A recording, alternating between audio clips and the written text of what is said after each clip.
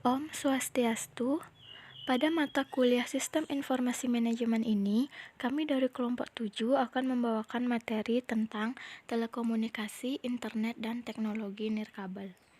Sebelum itu, izinkan saya memperkenalkan anggota kelompok saya, yaitu yang pertama ada I Gusti Agung Bintang Pratiwi dengan NIM 20170410076.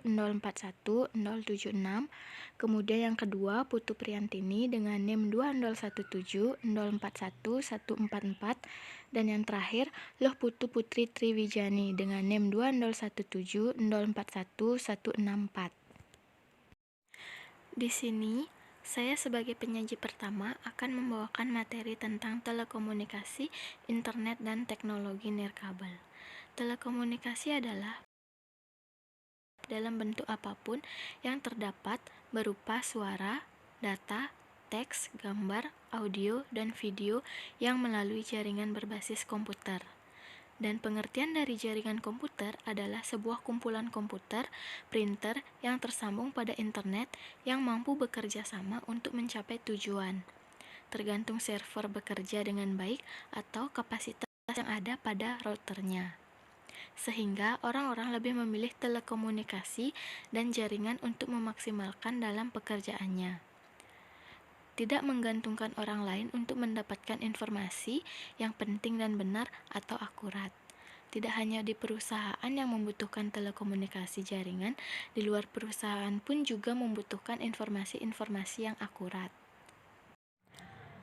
Selanjutnya, ada telekomunikasi dan jaringan dalam bisnis meliputi yang pertama, mengatasi halangan bisnis, yaitu memperoleh informasi mengenai transaksi bisnis dari lokasi yang jauh.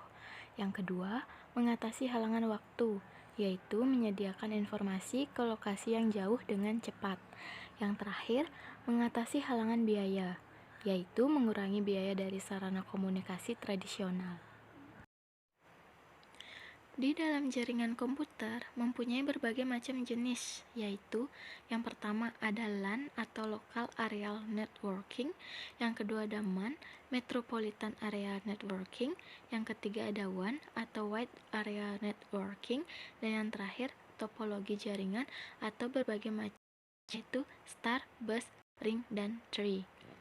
Kemudian, untuk materi selanjutnya akan dijelaskan oleh rekan saya. Baik, saya akan melanjutkan presentasi dari teman saya.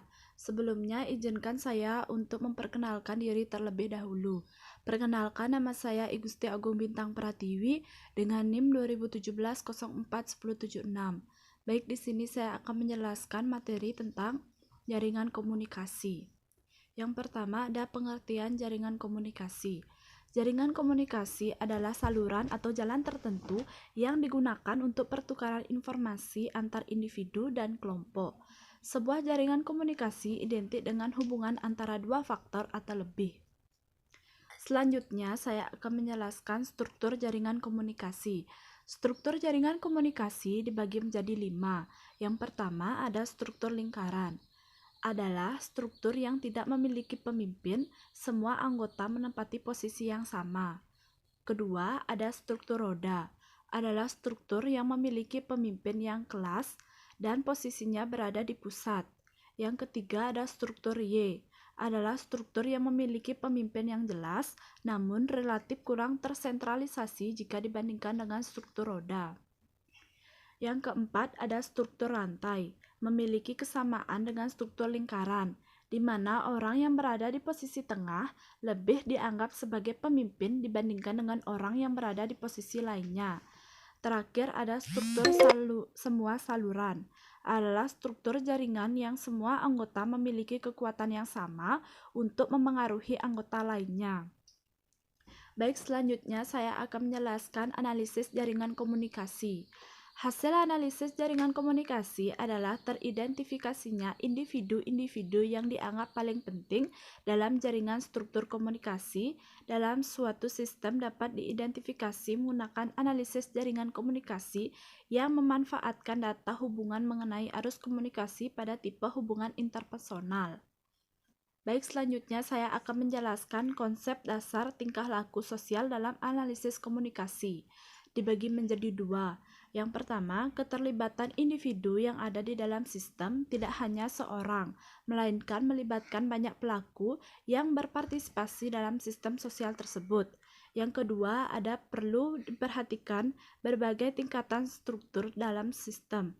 Sebab suatu struktur sosial tertentu berisi keteraturan pola hubungan dari suatu keadaan yang konkret. Baik, sekian dari presentasi saya. Selanjutnya akan dijelaskan oleh teman saya. Terima kasih. Baik, di sini saya akan melanjutkan presentasi dari rekan saya, di mana saya akan membahas tentang internet global. Internet adalah suatu jaringan komunikasi yang memiliki fungsi untuk menghubungkan antara satu media elektronik dengan media elektronik yang lain dengan cepat dan tepat. Jaringan komunikasi tersebut akan menyampaikan beberapa informasi yang dikirim melalui transmisi sinyal dengan frekuensi yang telah disesuaikan. Istilah TCP/IP merupakan bentuk protokol pertukaran paket yang digunakan oleh berbagai pengguna global.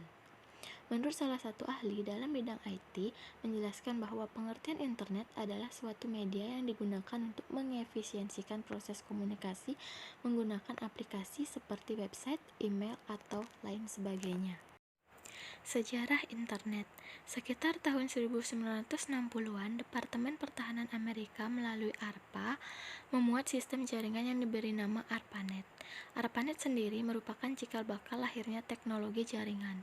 Di Amerika sendiri, teknologi jaringan masih dipakai oleh kalangan terbatas di ruang lingkup kampus sekitar tahun 1980-an.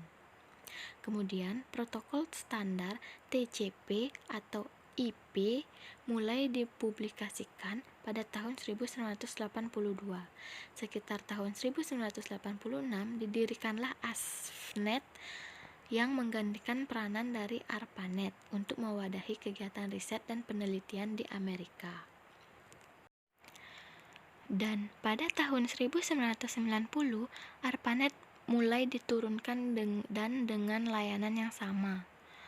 Mulai diperkenalkan oleh CERN, dan akhirnya pada tahun 1993 mulai dikembangkannya Internik untuk mendaftarkan nama domain dari publik. Untuk sejarah internet di Indonesia sendiri mulai masuk pada tahun 1994 yang diperkenalkan beberapa orang ahli di bidang teknologi informasi saat itu. Kemudian adanya perkembangan internet. Untuk saat ini, proses transmisi data yang dilakukan sangat berbeda dengan tahun-tahun sebelumnya, karena didukung oleh banyaknya teknologi terbaru dan lebih modern yang sesuai dengan konsep dan pengertian internet. Dari sisi kecepatan, banyak industri teknologi yang mengembangkan beberapa generasi jaringan, mulai dari 2G, 3G, 4G, hingga yang terbaru sekarang adalah 5G. Tentunya, untuk dapat menggunakan teknologi jaringan internet 5G membutuhkan resources yang cukup besar bagi suatu negara. Dan terakhir, perkembangan internet dari segi penggunaannya. Pengembangan teknologi informasi tidak ada habis-habisnya, sehingga banyak sekali perusahaan yang terjadi mulai dari informasi, komunikasi, dan perangkat yang digunakan. Jika awal pengembangan internet digunakan untuk kebutuhan riset militer, maka untuk sekarang cakupannya lebih banyak lagi, seperti penggunaan untuk bidang pendidikan, sosial, politik, budaya, militer, komunikasi, informasi, bisnis, dan lain sebagainya. Selanjutnya, adapun manfaat internet. Manfaat internet terdiri dari 5 bagian. Yang pertama, bidang bisnis, yang kedua ada bidang pendidikan, yang ketiga ada bidang informasi, yang keempat ada bidang kesehatan, dan yang kelima bidang sosial dan hiburan. Untuk presentasi selanjutnya akan dilanjutkan oleh rekan saya. Baik, di sini saya akan melanjutkan presentasi dari teman saya. Namun sebelum itu, perkenalkan nama saya Luputu Putri Triwijani dengan NIM 2017041164. Di sini saya akan membahas mengenai revolusi nirkabel. Komunikasi nirkabel membantu bisnis lebih mudah berhubungan dengan pelanggan, pemasok, dan karyawan, serta memberikan pengaturan yang lebih fleksibel untuk mengatur pekerjaan. Jika Anda memerlukan komunikasi mobile dan daya komputasi atau akses jarak jauh ke sistem perusahaan, Anda dapat bekerja dengan berbagai perangkat nirkabel, termasuk ponsel, smartphone, dan komputer pribadi dengan dukungan nirkabel. Perangkat-perangkat nirkabel. Yang pertama yaitu PC atau personal computer. Komputer adalah alat yang dipakai untuk mengolah data menurut prosedur yang telah dirumuskan. Kata komputer semula dipergunakan untuk menggambarkan orang yang pekerjaannya melakukan perhitungan aritmatika dengan atau tanpa alat bantu. Tetapi arti kata ini kemudian dipindahkan kepada mesin itu sendiri. Yang kedua yaitu telepon seluler. Telepon seluler adalah perangkat telekomunikasi elektronik yang mempunyai kemampuan dasar yang sama dengan telepon konvensional saluran tetap, namun dapat dibawa kemana-mana atau portable, dan tidak perlu disambungkan dengan jaringan telepon menggunakan kabel. Sistem seluler. Layanan seluler digital menggunakan beberapa standar bersaing. Di Eropa dan sebagian besar dunia di luar Amerika Serikat, standarnya adalah Global System for Mobile Communication atau GSM. Kekuatan GSM adalah kemampuan roaming internasionalnya. Ada sistem telepon seluler GSM di Amerika Serikat, termasuk T-Mobile dan AT&T Wireless.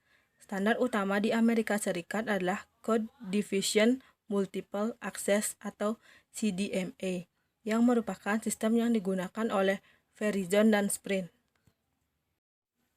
Jaringan komputer wireless dan akses internet. Layanan berkecepatan tinggi baru ini telah memperluas akses internet ke berbagai lokasi yang tidak dapat ditutupi oleh layanan internet kabel tradisional. Bluetooth adalah nama populer untuk standar jaringan nirkabel 802.15 yang berguna untuk menciptakan jaringan area pribadi kecil atau PAN. Standar 802.11 untuk LAN, nirkabel, dan akses internet nirkabel juga dikenal sebagai Wi-Fi. Standar pertama yang harus diadopsi secara luas adalah 802.11b yang dapat mentransmisikan hingga 11 Mbps pada pita 2,4 GHz tanpa izin dan memiliki jarak efektif 30-50 meter. Standar 802.11g dapat mentransmisikan hingga 54 Mbps pada kisaran 2,4 GHz. 802.11n mampu mentransmisikan lebih dari 100 Mbps. Hotspot biasanya terdiri dari satu atau lebih jalur akses yang menyediakan akses internet nirkabel di tempat umum. IAAA mengembangkan keluarga baru standar yang dikenal sebagai WiMAX. Untuk mengatasi masalah ini, WiMAX yang merupakan singkatan dari Worldwide Interoperability for Microwave Access adalah istilah populer untuk IAAA standar 802.16, memiliki jangkauan akses nirkabel hingga 31 mil dan kecepatan transmisi hingga 75 Mbps. RFID dan jaringan wireless error. Sistem identifikasi frekuensi radio RFID yang menyediakan teknologi yang ampuh untuk melacak pergerakan barang ke seluruh rantai pasokan. Sistem RFID menggunakan tag kecil dengan microchip tertanam yang berisi data tentang item dan lokasi untuk mengirimkan sinyal radio dalam jangka dekat ke pembaca RFID. Jika perusahaan Anda menginginkan teknologi mutakhir untuk memantau keamanan bangunan atau mendeteksi bahan berbahaya di udara, mungkin akan menggunakan jaringan sensor nirkabel. Jaringan sensor nirkabel atau WSN adalah jaringan perangkat nirkabel yang saling terhubung yang disematkan ke lingkungan fisik untuk memberikan pengukuran banyak poin di atas ruang-ruang besar. Perangkat ini memiliki sensor pemrosesan, penyimpanan, dan frekuensi radio terintegrasi dan antena. Mereka terhubung ke jaringan yang saling terkait yang mengarahkan data yang mereka dapatkan ke komputer untuk dianalisis. Demikian presentasi dari kelompok 7. Mohon maaf jika ada kata-kata yang salah. Akhir kata saya tutup dengan Parama Santi. Om Santi, Santi, Santi, Om.